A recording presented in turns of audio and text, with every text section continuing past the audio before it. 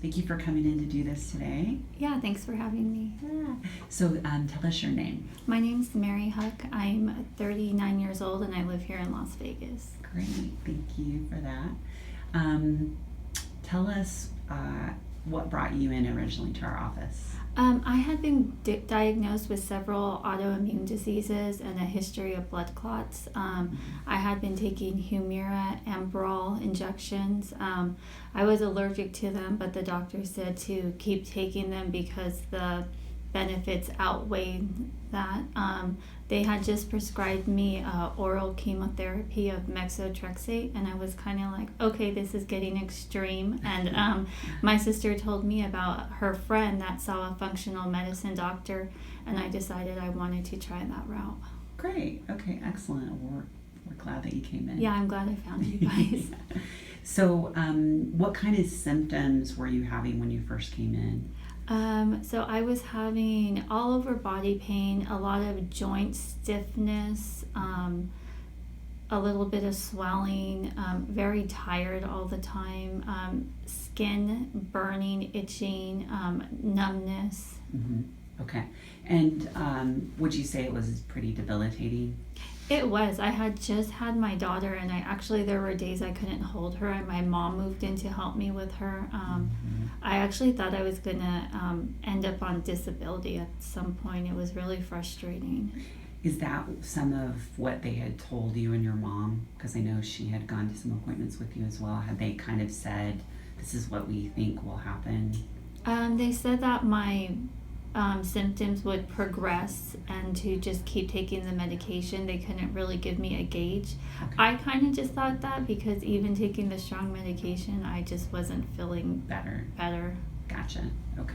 And then originally, do you remember how they diagnosed you? Was it with a blood test? It was through a blood test. Okay. Yeah. Was it a genetic test? Is that how they did it? They looked at genetic factors, and then Okay. they looked at autoimmune indicators in my blood. And okay. I got several different diagnoses, but they all kind of fell into autoimmune. Okay, yeah. And I know we did some diagnostics as well. We did a full blood panel. We checked something called RA latex and an ANA, and both of those were negative when we checked you, and so that's why we took an approach to address some of the things that we saw in our evaluation that were it kind of appeared to us based on that information that it's possible that you may have been misdiagnosed. But that being said, where would you say that you are today?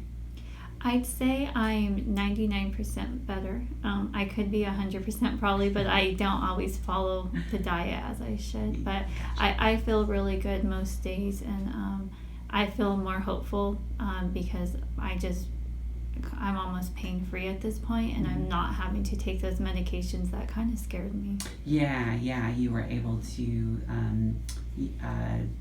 didn't need the Humira, didn't need the Enbrel, didn't need all of those. Right. So that's excellent.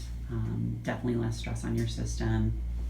And we just determined there were other specific reasons. One was called metabolic acidosis that had a lot to do with why you had whole body pain and joint pain. And we just addressed the things that we found in our evaluation, and which didn't appear to be autoimmune. Right.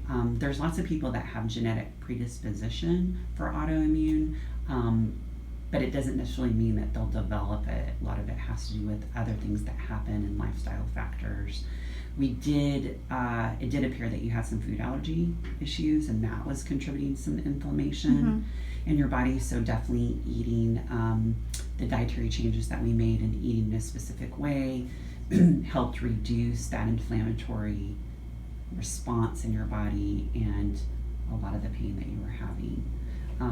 Do you notice now if you introduce those foods that you do have an inflammation response? I do, and it's not, I wouldn't say it's immediate, but it's within it could even be a day or two that I'm feeling my skin starting to burn or itch, or I'm just a little stiffer. Yeah. So I don't know, it's kind of gave me a little bit of power because I know okay, I really want to have this piece of cake at the birthday, but I know I'm going to be sore all week, and so it's really helped me to make better choices and know what I'm getting into. Food isn't just something now that is satisfying. It's something that I look at, what benefit is it going to be to me, or what detriment. Yeah, absolutely. And I never thought of it that way before.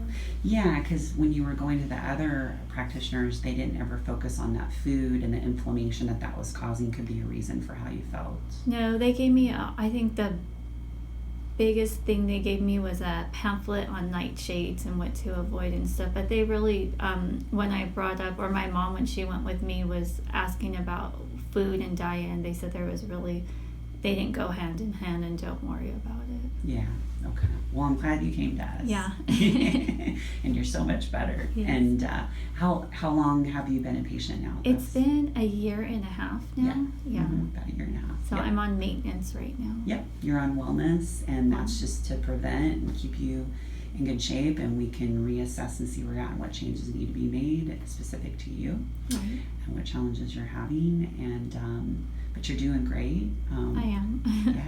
Would you recommend this to other people? I do. Whenever I see someone that's not feeling well or complaining, I'm like, oh, here's this card, you should go here. But my mom's a patient here, and she never really saw a doctor or thought about nutrition, and she's totally came full circle, and I think she's doing a lot better. She had a thyroid issue that you helped her with a lot.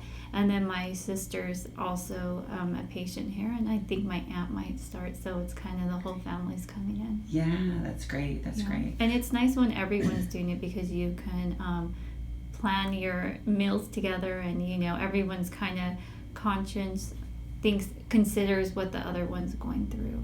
Yeah, and I think helpful. that's a good point. It's a good point too in regards to a lot of people that have food allergies. There is a genetic component to that. Right. So you can have multiple family members that have sensitivities as well, and so they can kind of all be on the same page with that. And the key to longevity is to do everything that you can to avoid things that would be causing damage, and avoid things that would be causing inflammation, and to keep your body in shape, and then certainly have less pain.